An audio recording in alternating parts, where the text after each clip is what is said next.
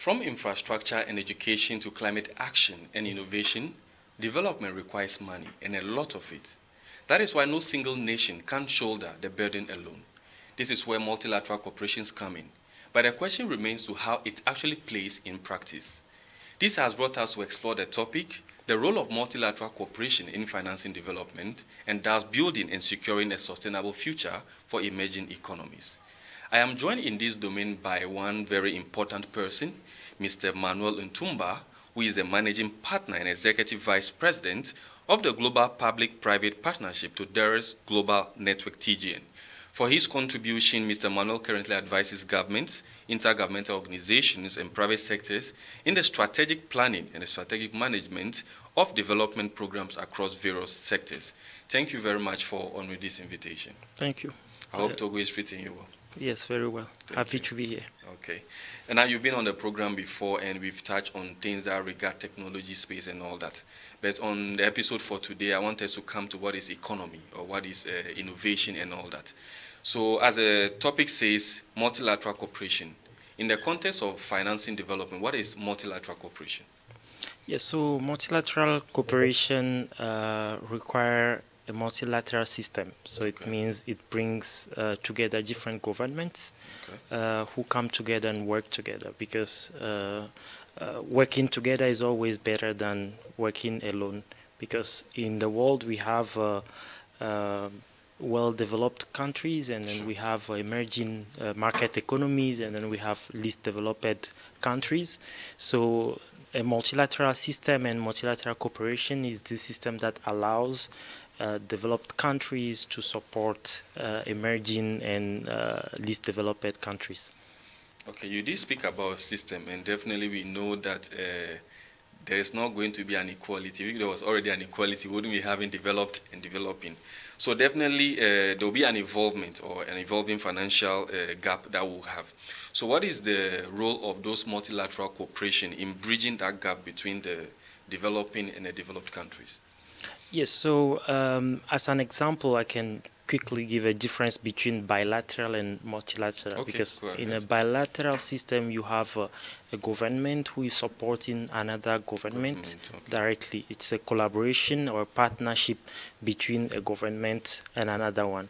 Now a multilateral one is usually through an institution that brings together different governments and is governed by representatives who are coming from those member states, allowing them to work together, and they are governed by policies that are agreed upon by all the member states, allowing them to work together without being influenced by the fact that whether they are developed or underdeveloped. Yeah.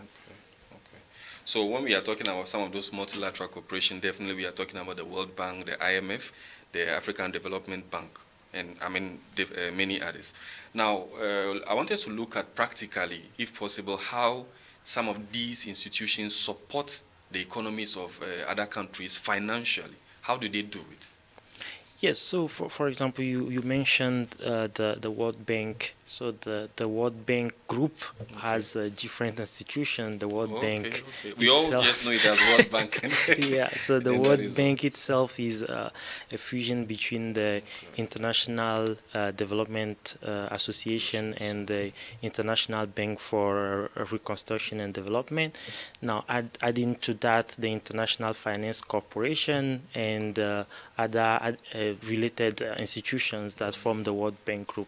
So if we take it as I think we can go with the example of the World Bank and explain it very well when it comes to regional institutions. So the International Bank for Reconstruction and Development and the International Development Association that forms the World Bank focus more on providing grants and assisting governments in implementing in financing development, in implementing development projects, while at the same time the International Finance Corporation focuses more on the development of the private sector. And so they finance private banking, private banks, commercial banks, but also private startups or SMEs, supporting them in developing their market and creating jobs in those in their respective countries. So that's at global level. Now, at regional level, we have the African Development Bank, and even at the sub-regional level, we have the West African Development Bank, BOAD. So that's one example. If we cross the ocean, we go to Europe, we have the European Bank for Reconstruction and Development. In Asia, we have Asia Development Bank. In Latin America and in North America, we have the Inter-American Development Bank. So each region have their own development banks, but at global level, it's governed by the World Bank. Yeah. I think that explains, the explanation you gave earlier on about the fact that multilateral has more to do with institutions and maybe a group of government and other sectors than just a bilateral, which is actually between just two countries. Now, you are the managing partner and then an executive vice president at Todore's Global Network. So my very next question is going to be specifically to you on this one. So how can public-private partnership, like the ones fostered by TGN, complement some of these large multilateral corporations in terms of the financing they do in terms of development? Yes, so many of these institutions, they do their best, but because member states are sovereign, so sure. they are free to take their decisions. So it's important sometimes that these institutions seek for advice from different institutions or individuals that are closer to a specific region or have a specific expertise. So Todore's Global Network is a public-private partnership, and our focus is on global development, technological innovation, and socioeconomic progress. So we serve as a global advisor, the trusted partner to different intergovernmental institutions, and helping them to move faster and more efficiently when it comes to implementing a specific project that they want to implement. So as you can see, in our governing board, we have different representatives with very well experienced former ministers and former diplomats. So together we come together to support as much as possible our different partners, from UN agencies to EU-funded programs to the African Union Presidential Panel in 2021 and many others. Okay. So is there any way possible you could share maybe one particular project that you worked on, which is, if it is allowed, that our viewers can use to understand the contribution of TGN? Yes, thank you. For example, last July we were in Cabo Verde, in Praia, with an EU-funded program, SatNav Africa GPO, which is a joint program between the EU and Africa on satellite navigation. And the partner wanted to explore how satellite navigation as resilient infrastructure can support early warning. So here, talking about early warning is a focus on climate resilience.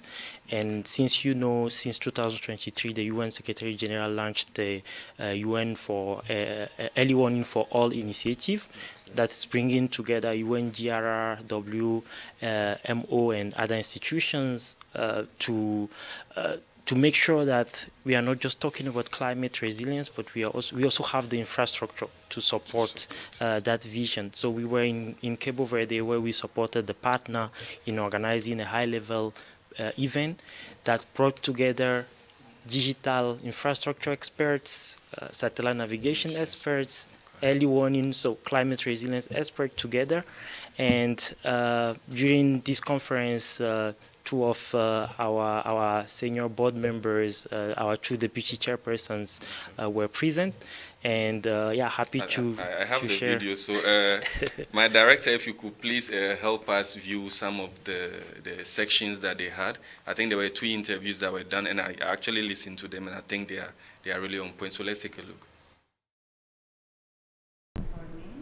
Yes, my name is Piotr Trabiński. I am a former IMF executive director and an advisor at the World Bank. This conference is extremely important because it discusses the very essence of digital infrastructure that is needed for any economy to develop properly. We are entering a period where all the digital parts of hard infrastructure, like the satellite, the cables, the data center, is going to be extremely important for the future growth of any country. So those countries that invest early on think the reform process through and are able to break the silos that are more on the institutional side, they're going to be better off and they're going to have a better chance for economic growth in the future. Thank you. Pamela Gidi, former Deputy Minister of Telecommunications for Chile. I'm honored to be here to share our experience in Chile because we have a lot of natural disasters, and when I was the Deputy Minister, I participate in the agency and for early warning as well as coordination for repair of disaster. So there is a lot of experience. Unfortunately, we have acquired dealing in Chile with different kind of disasters, and here to share those, so you don't have to go through those hard learnings, but you can learn on Africa from us how we have reacted, how we did warning dissemination, how we could collaborate in all the agencies, ministries, and how all the ecosystem from public policy, telcos, and scientists have to work together in order to prevent, but also once they come, have the earliest and more rapid and efficient reaction to avoid life losses, but as well to avoid big economical damages. So we've had two of the chairpersons from the TGN board, and then they did speak about what you said earlier on the navigation system in Africa, and also the support that the TGN is giving to the various programs across the continent, let me put it that way. But when we talk about technology or innovation, apart from those who are experts in the field, it is not something that we generally understand that way. But definitely with any initiative or any program, there's definitely going to be challenges. So what are some of the challenges that hinder that cooperation TGN has or any other association has towards the multilateral corporations? Yes, so as I mentioned, I think one thing very important is being able to avoid duplicating efforts. Okay. So it's important to promote synergies between different institutions. So with the support from the government of Cabo Verde, the Deputy Prime Minister, His Excellency Dr. Olavo, he's also serving as the Minister of Finance and the Minister of Digital Economy. So bringing together digital economy, satellite navigation as the resilient infrastructure and climate resilience, there is always a synergy. There is always a way for these different institutions to work together. So this is something that we promote through strategic planning and strategic management. First of all, understanding the priority of each partner, and then creating a synergy between the strategies, between the priorities, and helping them to come together, to work together, and of course promoting each other, creating visibility for each other, but also implementing their project together. Yeah. Okay. Now, there was an AU Debt conference in May in Togo, and then they did speak about a number of things.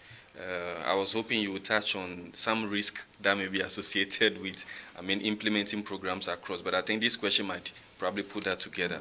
Now, we did speak earlier on about developing and developed countries, so definitely there will be economies that will be more developed than the other. Now, how do we help countries to better negotiate and then maximize the benefits of the multilateral cooperation?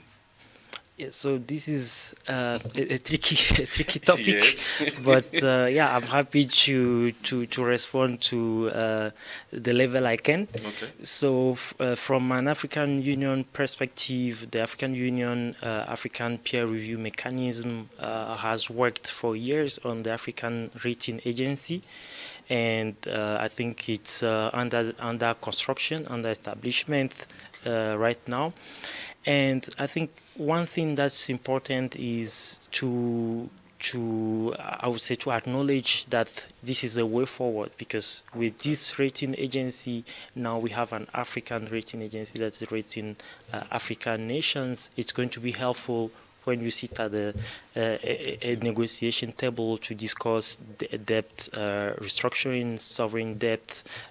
So I would say that's one aspect, but also another aspect is to make sure that, because sometimes the question is not a matter of how we are discussing now, but it's also a matter of when the grant is approved, what are we doing with the specific grant. So it's important to bring experts who can follow from since the time we start the negotiation till the implementation, not just the negotiation, but also in terms of monitoring and evaluation, evaluating the impact. What about the aspect of the rates, they give? I know since there's definitely a gap between the developing and the developed, is there no mechanism where the rates that they give to some African countries, because not by statistics or by fact per se, but definitely when maybe Togo is going for a loan from whether the IMF, the World Bank, or Cabo Verde, for example, those are two different economies. How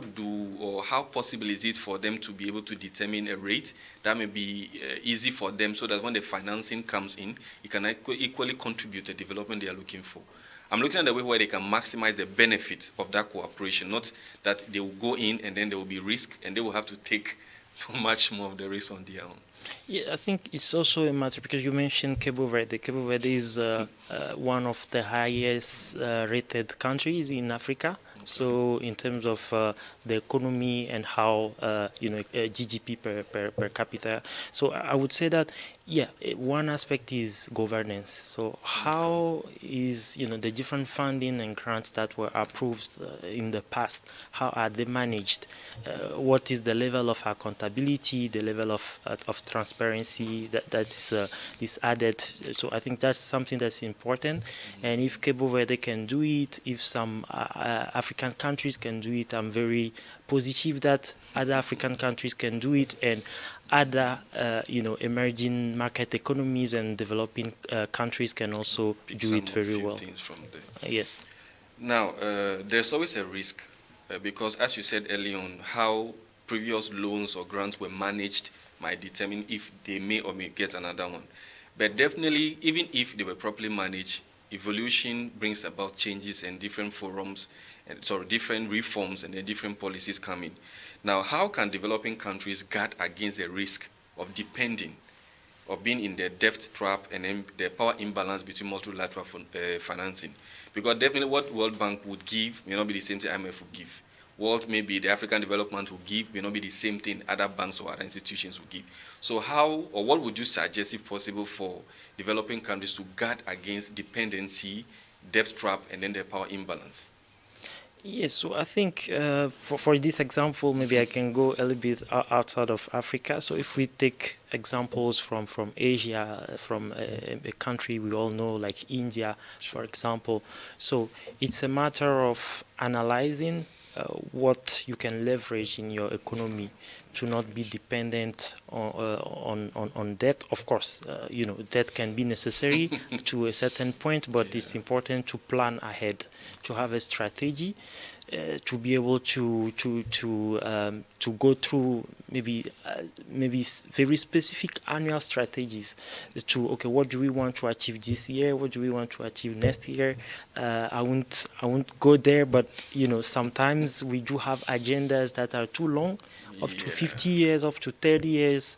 But, if you have an agenda that's more than 10 years, for example, the UN Sustainable Development Goals agenda, I'm happy to tell you that it's brought down to targets, to indicators, and there are different institutions, different people working on each target, each indicator. So I think, bringing expertise is also important at national level, because, at regional level, each continent or each region have their own agenda as well as at national level. So I think the the rigor or the way it was worked through to plan the agenda, the Sustainable Development Goal agenda. I think we need to bring experts so that when we are planning at national level, regional level, sub-regional level, we put the same level of principle of accountability in defining the development goals. Yeah. Okay. So I think I've wrapped up on some of my questions, but definitely if you have anything to add before we end the show. Yeah, thank you. I think maybe another point that I can add very quickly is that sometimes we tend to enter into this debate of whether loans are good or debt is.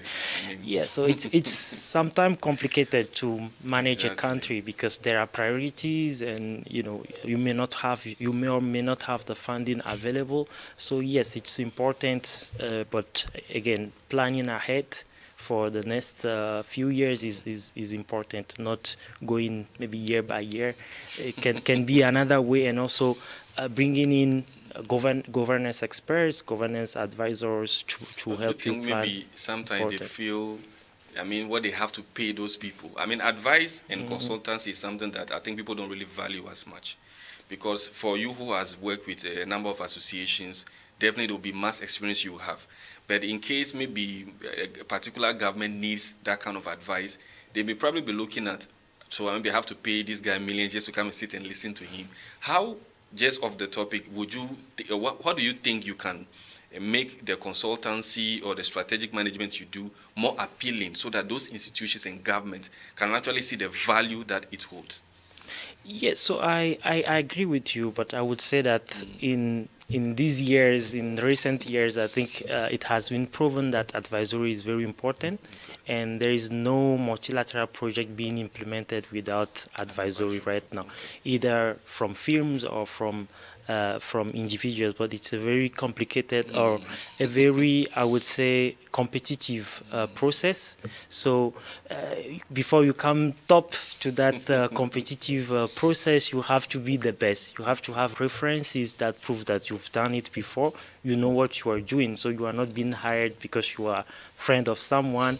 So yeah, I would say that different multilateral systems and institutions do have these guidelines to protect the system, to make sure that if someone is hired to advise, this person has the credibility, the track record to advise on the specific topic. Thank you. Okay. Thank you very much, Mr. Manuel Ntumba, who is the Managing Partner and Executive Vice President of the Global Private Partnership to Terrorist Global Network. He advises government and intergovernmental organizations, and private sectors on strategic planning and strategic management of development programs across Africa. Now, as I'm about to wrap up, development is something that requires a lot of money, and it's not a solo effort. This is why multilateral organizations come into play. But definitely how it actually comes into practice may differ from different economies, different governments, different countries, and the rest. But the point to retain is that development cannot be done alone. It has to be done in conjunction with other people. This brings us to the end of our program today. Catch you same time next week. It's a bye.